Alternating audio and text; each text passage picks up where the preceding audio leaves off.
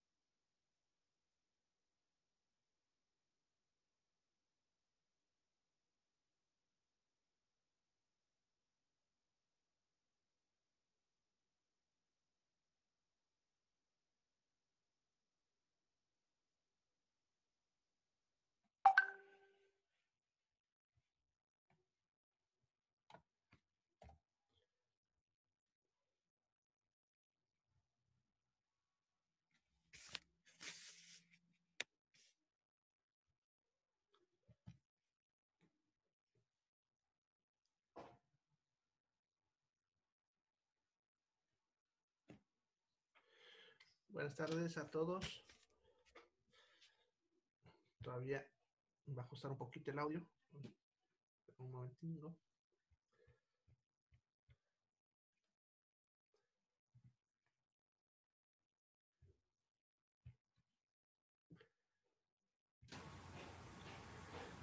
Hola. Ahora sí creo que está mejor. Está muy bajo el audio.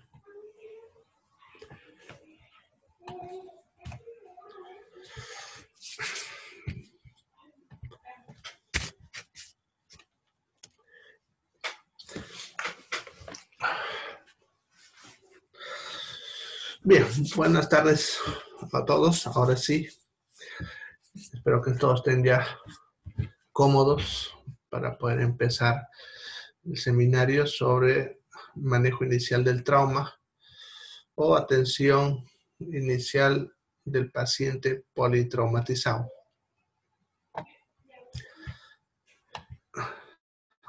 Bien, como es de costumbre este tipo de sesiones virtuales, les voy a quitar el audio a todos para que no haya ruido de fondo.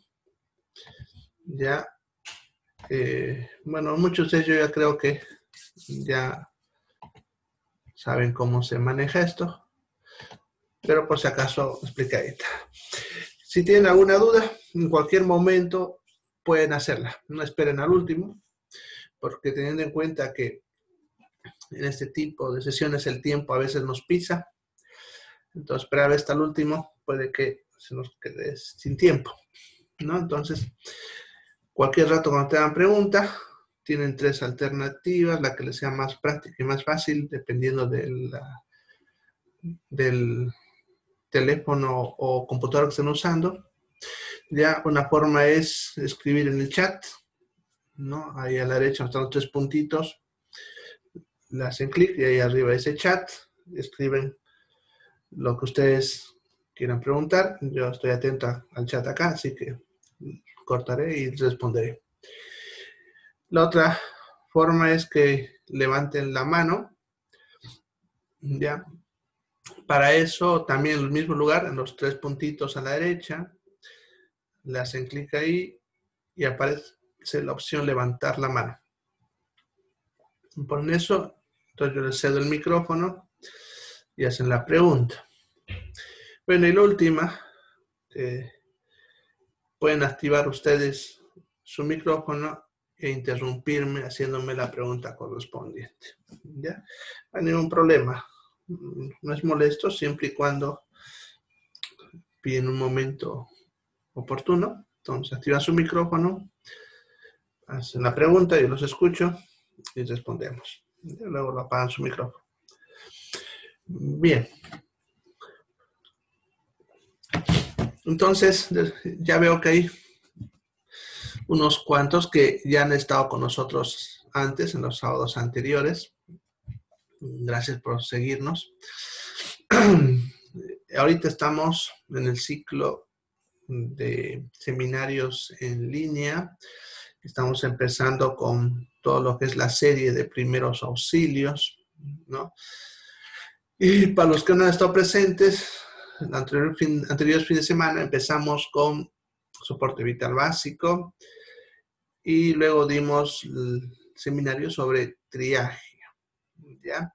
Hoy día vamos a hablar sobre lo que es la atención inicial del paciente postraumatizado, ya siguiendo una secuencia lógica, como les había mencionado anteriormente, sobre lo que vamos viendo en cuanto a primeros auxilios.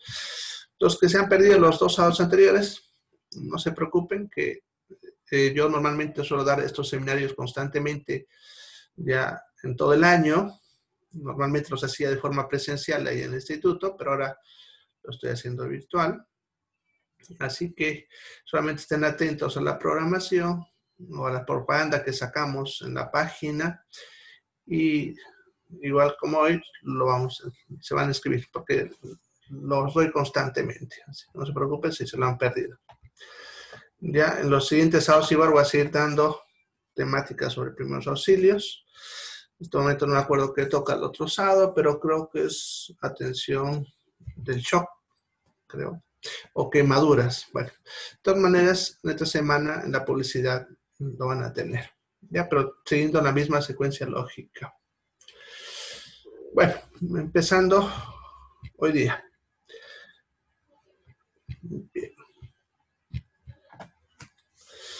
Entonces, primero, para entender de qué se trata lo que vamos a hacer hoy, ya hay que saber qué es un paciente politraumatizado, qué es politraumatismo. ¿Ya? La palabra politraumatismo, desde su punto de vista etimológico, ya, la palabra poli significa muchos, ¿ya? Y trauma, pues daño o lesión corporal, ¿no? Entonces, cuando hablamos de politraumatismo o politraumatizados, se refiere a un paciente que tiene múltiples lesiones o daños físicos, ¿no? Como definición, podemos decir que es cualquier persona que presente 2 o más lesiones que comprometan su vida. Eso es clave para la definición de politraumatismo, ya que no es lo mismo decir que tiene un raspón en la rodilla y otro raspón en el codo. Son 2 lesiones, pero no comprometen la vida. Entonces, es importante para definir politraumatismo, ya que esas 2 lesiones o más puedan comprometer la vida del paciente, ya sea de forma inmediata, mediata o en las siguientes horas. Todo paciente politraumatizado, ¿ya? Siempre es un paciente con un alto grado de riesgo de pérdida de su vida. Siempre, eso tómalo en cuenta. ¿Ya? Entonces, por eso es importante comprender quiénes son estos pacientes y cómo los vamos a atender, ¿no? O sea, las primeras atenciones principalmente. Bien.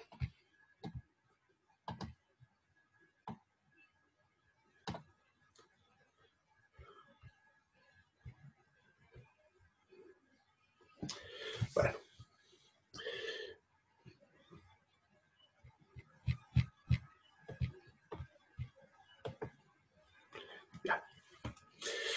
Entonces, la OMS me define al politraumatismo como una lesión corporal, están viendo, a nivel orgánico.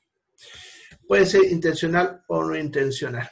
Eso dependiendo de la circunstancia. Pero en esta lesión, ¿ya? Va a haber un daño a nivel físico, ¿ya? Entonces, es lo que hay que tener en cuenta en cuanto a la definición que por eso dice a nivel orgánico. Ya es la clave en la definición de la OMS, ¿ya? Ahora, pero este daño a nivel orgánico es resultante de una exposición aguda, o sea, brusca, en otras palabras, ya en la cual ha habido gran cantidad de energía, ¿ya? Aquí, fíjense, no especifica el tipo de energía, puede ser cualquier tipo de energía, ¿ya? Energía dinámica, que suele ser la más común, las caídas, explosiones, accidentes de tránsito, pero también puede ser, por ejemplo, energía eléctrica, energía calórica y muchas más. ¿Ya? Pero lo más frecuente que vamos a hablar acá es lo que es la energía dinámica, que tiene que ver más con caídas, accidentes de tránsito, explosiones. ¿Ya? Ahora, esta exposición intensa de energía, para que genere politraumatismo, debe sobrepasar el umbral de tolerancia física. Y también es importante valorarlo en cuanto a esto, ya que una persona, por ejemplo, de 25 años, comparada con una persona de 60, no tienen la misma tolerancia fisiológica, ya debido a las circunstancias de la vida, ¿no? Entonces, la persona de tercera edad ya tiene su cuerpo con los ligamentos más rígidos, ya, algunas patologías de base por la edad, ya.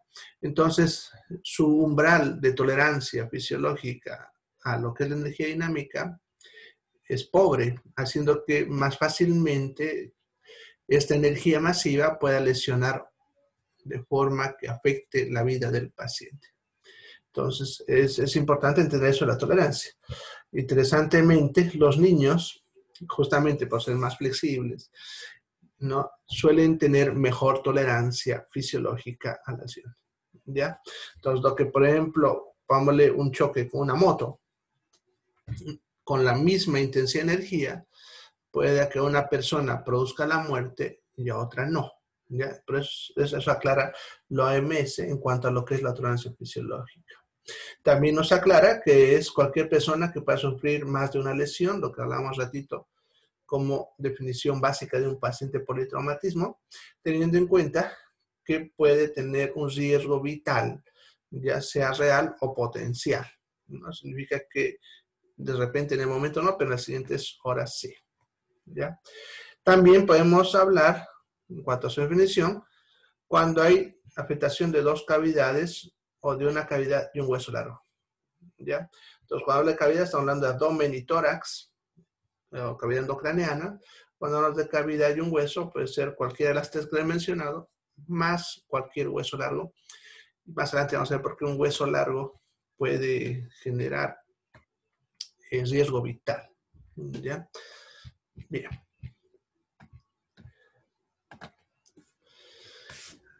Ahora, si bien es la definición que nos da la OMS, sucede que cada país, cada institución de salud, estamos hablando de cada hospital, clínica, bueno, y a nivel educativo incluso, cada universidad o institución que se dedica a educación en salud, suele tener un enfoque diferente de lo que es el politraumatismo, teniendo en cuenta cada uno su propia experiencia y sus propias bases científicas. Eso generó por mucho tiempo, y todavía lo sigue haciendo, que no haya una estandarización en la atención a los pacientes politraumatizados, ¿no? O sea, cada profesional, en su propia formación ya tiende a atender desde su propio punto de vista, de su experiencia, al paciente de manera diferente a otros. Por lo tanto, para tratar de universalizar esto, porque es importante que nos entendamos en la forma en la que atendemos a este tipo de pacientes, surge un proyecto que se llama ATLS. El ATLS es un programa avanzado, como ven, de apoyo vital en trauma paramédicos. ¿Ya? Es un curso que tienen que hacer los profesionales médicos, y ahorita les vamos a mostrar un poquito de historia sobre esto, ¿ya? El cual hace que todos los profesionales médicos puedan actuar de forma más estandarizada, de tal manera que no importa dónde nos encontremos ni qué idioma hablemos, todos hagamos el mismo esquema de proceso para poder evaluar, tratar al paciente politraumatizado y obviamente manejar eso mismo desde el punto de vista educativo y control de calidad en la atención de este tipo de pacientes. ¿Ya? Es un programa que se viene aplicando hace varios años en diferentes partes del planeta. No es un estándar nacional, por lo tanto aquí van a ver que no es algo que lo aprendemos como de forma obligatoria. Sin embargo, para poder trabajar como médico en algunas instituciones, como por ejemplo patronatas petroleras o algo así, nos van a pedir cursos de ATLS. Eso en cuanto a los médicos, ¿no? Sin embargo,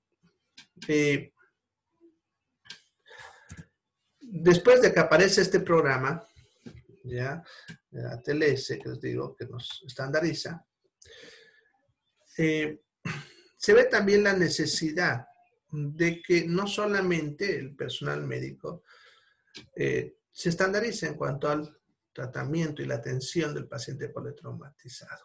¿Ya? Eso genera que suelen haber también diferentes formas de encarar esta situación y eso puede llevar a confusiones que obviamente afectan al paciente en el resultado final. Debido a esto, en la década de los 80, aparece otro curso derivado de la TLS, que es el PH-TLS, que es el que está dirigido a personal no médico para poder hacer el tratamiento antes de que el paciente llegue a un servicio de emergencia. ¿Ya? Entonces, lo que yo les voy a dar aquí es algo que les va a servir tanto a los que están dentro del área de salud, que no son médicos, como también para personas que de repente no están en el área de la salud y que les interesaría actuar en una situación así. Ya, además, siempre es bueno que cualquier persona, aun cuando no pertenezca al área de salud, sepa cómo prestar atención de primeros auxilios en circunstancias serias. Bueno, es un poquito de historia de lo que ven en la diapositiva sobre lo que era este curso. Antes de los 70 no había ningún criterio, cada quien hacía lo que hacía, y como les digo, todavía eso sigue pasando porque no es un estándar obligatorio. En 1976 aparece el curso de ATLS por primera vez con un prototipo y a partir de ahí se replica todos los años en diferentes partes del planeta. ¿Ya? En 1978 aparece un nuevo abordaje en profesión de cuidados paliativos y a partir de aquí empieza a desarrollarse muchas derivadas de este curso ya a diferentes niveles educativos o culturales. Entonces empiezan a aparecer algo más estándar para todas las personas para poder hablar sobre la atención del politraumatizado. Cada año se está actualizando esto, así que en base a la evidencia, así que lo que van a ver hoy día es algo que ha sido actualizado recientemente, así que de repente algunos vean cosas que no han visto antes, ya bueno, de repente ya conocen algunas cositas, pero lo vamos a comprender bastante bien. Bueno, como les decía, un paciente politraumatizado puede verse a diferentes mecanismos de absorción de energía, pero el más común y lo que más se ve y lo que más atendemos en la urgencia, como este tipo de paciente que vamos a ver hoy día, son los accidentes de tránsito.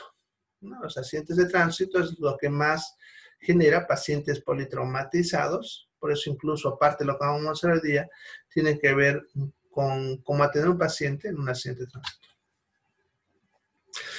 De punto de vista económico y vital, ¿no? Ya un paciente politraumatizado puede generar intensos gastos económicos, tanto a la familia, al hospital, al país mismo, ya que no equipara al valor de lo que es lo material, como decimos, ¿no? Entonces, siempre es mejor prevenir que sufrir, ¿no? Entonces, vamos a ir viendo qué vamos a hacer. Bueno, lo primero que hay que entender es que cuando nosotros recibimos un paciente politraumatizado en la emergencia, para poder diagnosticar más rápido y evaluar a ese paciente, además de poder actuar lo más rápidamente posible con él, necesitamos entender cómo ocurrió el accidente. ¿Para qué? Para poder analizar lo que le llamamos nosotros el mecanismo del traumatismo. O sea, cómo se generó el daño. ¿Y por qué eso para nosotros es importante? Para que así podamos rápidamente enfocarnos en las áreas donde hay más probabilidad de daño y nos olvidemos de las áreas donde hay menos probabilidad de daño, y eso nos ayuda a ganar tiempo importante para que el paciente tenga mejor probabilidad de sobrevivencia. Entonces, lo primero que vamos a hacer, que es lo que vamos a esta diapositiva, es analizar el mecanismo del traumatismo. Y ahí, como digo, más está enfocado a un accidente de tránsito, sin embargo, se puede aplicar a diferentes cosas, ¿no? Como explosiones, caídas de altura, o golpes tal vez, ¿no? Palizas, peleas, lo que ustedes quieran. Bien, entonces, cuando hablamos del mecanismo de traumatismo en un accidente de tránsito, que es lo que, como decía, lo que más vamos a hablar en este momento, ya tenemos que analizar qué tipo de impacto hubo, ¿no? Entonces, como ven, estamos viendo, se lo divide en impacto frontal, lateral, impacto posterior, eyección, que es cuando sale volando del auto, podemos decir, por algún motivo, y el impacto vehicular con peatón, lo que comúnmente le decimos atropello.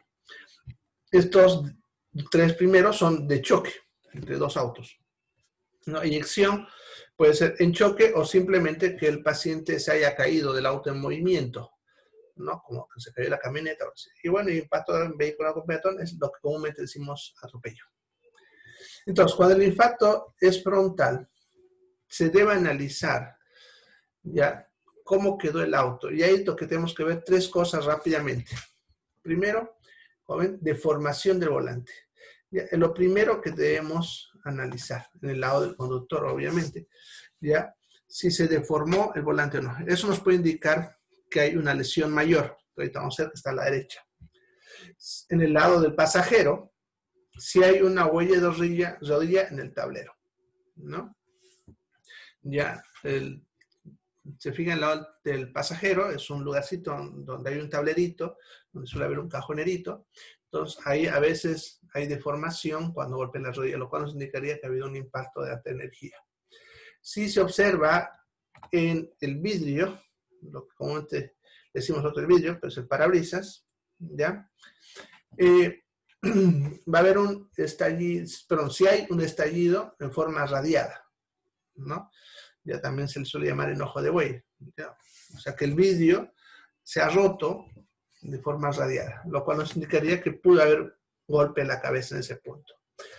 Bien, entonces cuando nosotros veamos cualquiera de estas tres situaciones en la movilidad, hay que sospechar de estas lesiones que ustedes están viendo. Ya vamos a ver pues, cómo se actuar ante todo esto. Puede haber fractura de columna cervical, un tórax inestable, que vamos a ver que es cuando al paciente le cuesta respirar porque se ha roto muchas costillas.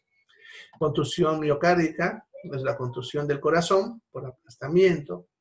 Neumotórax, que es cuando se acumula aire alrededor del pulmón, no permitiendo que haya una buena ventilación. Ruptura traumática de aorta, que generalmente es mortal. Ruptura de hígado de vaso, ya que esto puede generar hemorragias que pueden poner en riesgo la vida del paciente en los siguientes minutos. Fracturas, luxaciones posterior de cadera o rodilla. Ya, estas lesiones que están viendo aquí son las que ponen en riesgo vital. Ya pudiese haber otras, pero no son importantes desde el punto de vista del politraumatismo. Póngale fractura de huesos de los dedos, no está acá porque no nos interesa para lo que estamos viendo hoy o para valorar el riesgo vital de un paciente, ¿no? Cuando ha habido un impacto lateral del automóvil, significa que el auto chocó de costado, o sea, otro le dio en el costado al auto sinistrado. Ya, en ese caso, el auto que recibió el choque de costado lo valoramos acá, y el que chocó de frente lo valoramos como el de acá arriba, ¿no? Entonces, este puede producir esguince cervical contralateral, perdón, ya van a ver, es porque se mueve el cuello de esta manera por la sacudida, pudiendo hacer que haya un esguince de la columna cervical. Puede haber fracturas si ha sido muy intenso, también un tórax inestable, también puede haber neumotórax, también puede haber ruptura de la aorta, que les he dicho que puede ser mortal en los 5 minutos, ruptura del diafragma, que puede generar mala ventilación, ya, ruptura del hígado del vaso, como dice aquí, depende del lado del impacto, pues a la derecha va a ser hígado, a la izquierda va a ser vaso. También puede haber fractura de pelvis, que como ven también acá arriba, junto con la fractura de la luxación de la cadera, estas dos fracturas pueden poner en riesgo la vida del paciente. Esto es cuando ha sido al lado. Cuando ha sido un impacto con colación posterior, eso significa que el auto donde están las personas sentadas recibe el golpe de atrás, que puede ser por otra movilidad, ¿no? En ese caso, esta movilidad se evalúa así y la que chocó detrás, la que vino de frente a atrás, la evaluamos así. En este caso, el paciente suele sufrir lesiones de columna cervical y lesiones de tejido blando de cuello. Generalmente, la energía transferida al cuerpo del paciente suele ser menor, además hay mayor protección. Sin embargo, aún así puede haber daño, como están viendo, a nivel de columna cervical. Bueno, en cuanto a lo que es la eyección, como decía, cuando el paciente sale volando del auto, la movilidad, o la moto también puede ser, la cosa que se desprende del vehículo, es muy difícil valorar qué tipo de lesión se va a sospechar, ya que es muy difícil analizar un mecanismo de este tipo, ya que el paciente seguro va a rodar, va a golpearse con diferentes objetos en el piso, ya a diferentes velocidades, y por lo tanto no se puede valorar con precisión, y este es el paciente más difícil de atender en la emergencia. Los atropellos. En cuanto al impacto vehicular con peatón, es muy común los traumas craneoencefálicos. Ay, perdón, se me fue el dedo. Volvamos. Ya. Puede haber diferentes tipos de trauma craneoencefálico, muy frecuente, y es más, suele ser en algunos casos la causa de la muerte. Ruptura traumática de aorta, también produciendo la muerte en 7 minutos. Lesión de vísceras abdominales, lo cual puede poner en riesgo la vida del paciente en los siguientes minutos y horas. Y también fracturas de extremidades de los miembros inferiores. Entonces, como pueden ver, dependiendo de cómo ocurrió el accidente, pudiésemos valorar cuáles son las lesiones de riesgo que debemos sospechar, analizar y buscar. Cuando hablamos de politraumatismo, es importante hablar de lo que le llamamos la distribución trimodal de la muerte en trauma. ¿No? Se refiere a en qué momentos puede morir el paciente y dependiendo de qué tipo de lesión. ¿Ya? Puede suceder por cualquiera de estos, puede suceder cualquiera de estos 3 periodos de tiempos. ¿Ya? La primera etapa, segunda etapa y tercera etapa. Vamos a hacer cada una. ¿Ya? Y vamos a ver qué pasa en cada una de estas etapas. Bien, la primera etapa suele ocurrir, como están viendo, segundos a minutos por el accidente.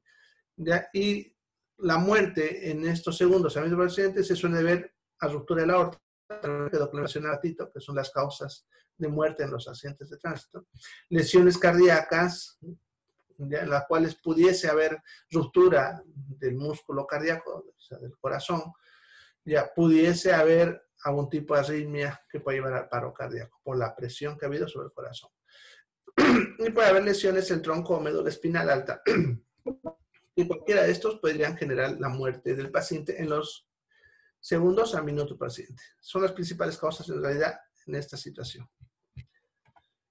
Ya, los primeros minutos a horas, ya que esto es lo que nosotros debemos aprender a valorar, por lo menos hoy en esta charla que están viendo, y cómo actuar ante estas circunstancias, que esto es lo que va a producir la muerte si no ha habido una atención debida. Ya que el primer grupo que acabo de ver, la primera etapa, la mayoría fallece y a veces, hagamos lo que hagamos, no vamos a poder salvar la vida. En cambio, estos, de los que les tienen estas lesiones, ¿ya? Son los que tienen mejor probabilidad de sobrevivir si es que hay una asistencia médica adecuada ¿ya? Y primeros auxilios prontos. ¿Ya? Entonces también se puede producir en los primeros minutos, horas, y puede deberse a hemonemotórax, que es cuando se acumula sangre y aire en la cavidad pleural, alrededor de los pulmones. Puede haber un hematoma subdural o epidural, que esto es cuando hay un traumatismo encefalocraniano y empieza a sangrar alrededor del cerebro, la cabeza. Ruptura de vaso, también podemos poner aquí de hígado, si falta, que son las que pueden producir hemorragias internas, en la cavidad abdominal, pueden llevar a la muerte. Y las fracturas de pelvis, que también generan hemorragias de alto riesgo, ¿ya? A esto nosotros le solemos llamar la hora dorada, ¿ya? La hora dorada. Ahora vamos a analizar un poquito qué es la hora dorada. A ver, una pregunta. Doctor, en el caso de un choque mortalidad con vueltas de campana, lesiones serían más comunes. Bueno, ese tipo de accidente, si te das cuenta, tenemos una suma de los tres tipos de mecanismo, ya que el auto va a golpear de lado, de frente, de todo. Entonces, no se puede valorar. Actuaría como parecido a lo que hemos visto en lo que es la eyección. O sea, es muy difícil determinar qué tipo de lesión, ¿no? Porque la persona ahí prácticamente se está sacudiendo en todas las direcciones y las lesiones que pueda tener son de todo tipo. ¿Ya? No se puede valorar en ese tipo. ¿Ya? Bien. Entonces, la hora dorada, ya lo determina Kevin Mattox en el 2001, están viendo ahí, ya, y él nos dice el tiempo en horas, días y minutos donde hay más probabilidad de mortalidad, ¿no? En politraumatismos, y donde hay la mejor probabilidad de sobrevivencia si son atendidos.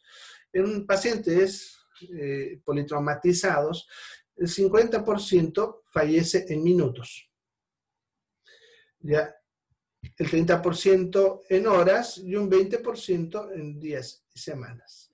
¿Ya? Este grupo, el 50%, ¿ya? Son los que tienen mejor probabilidad si nosotros le damos una atención rápida. Y no estamos hablando de atención hospitalaria especializada, sino de que alguien sepa dar primeros auxilios. Ya podemos hacer simplemente cosas sencillas que vamos a ver, mejorar la probabilidad de este grupo, mejorar la probabilidad de sobrevivencia. ¿Ya? Bien, por si acaso, se va a cortar en unos 7 a 8 minutos, yo creo. ¿Ya? Entonces, se corta y se van rápidamente al segundo enlace, donde dice parte 2. Ya no pierdan tiempo, o sea, se corta, van y le dan clic y van entrando. ¿Ya? Por si acaso, eso les hizo porque a veces me emociono y me olvido avisarles si se me corta, ¿no? Así que, si se corta, ya saben, pasamos al siguiente enlace y luego al siguiente, así, ya, y si es necesario, habilito un cuarto enlace más para si hay dudas o algo más que resolver.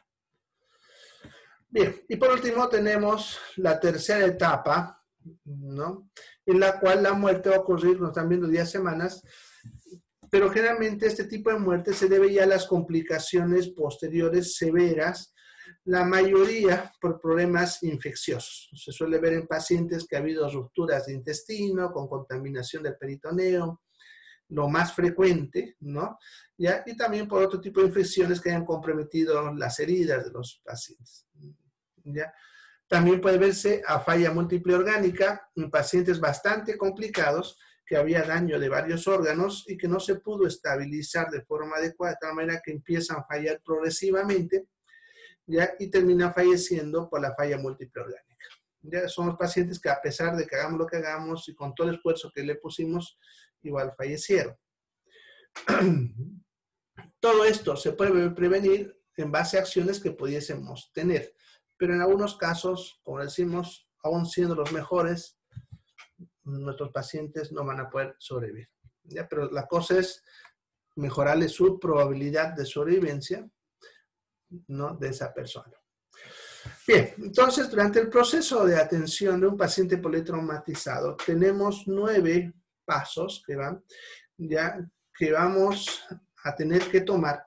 Aquí vamos a aprender solamente una parte, porque la mayor parte de esto lo vi, por ejemplo, lo que es el triaje, lo vi el anterior sábado para los que estuvieron, y lo que es la reanimación lo vimos también en el primer sábado, ¿ya? De todas maneras, igual voy a repasar un poco acá cuando sea necesario.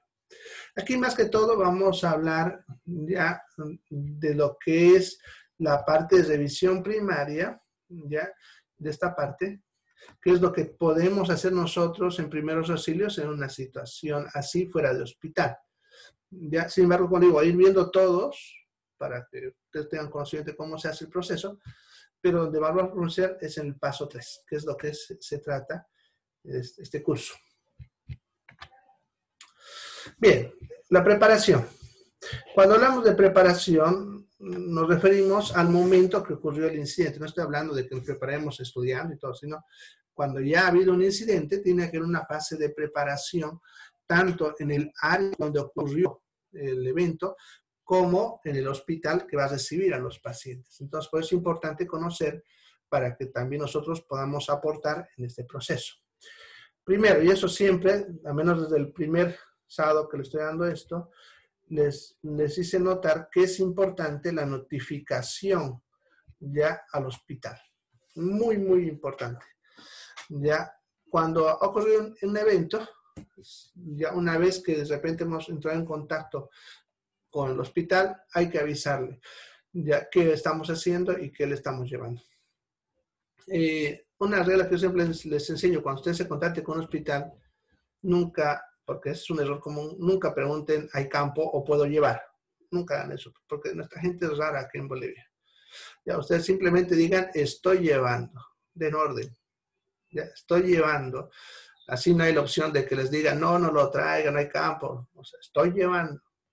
Ya para que ellos, a pesar que no tengan campo, vean la forma como conectar al paciente, porque ellos lo que van a hacer es prepararse para recibir al paciente y derivarlo de repente a otro hospital.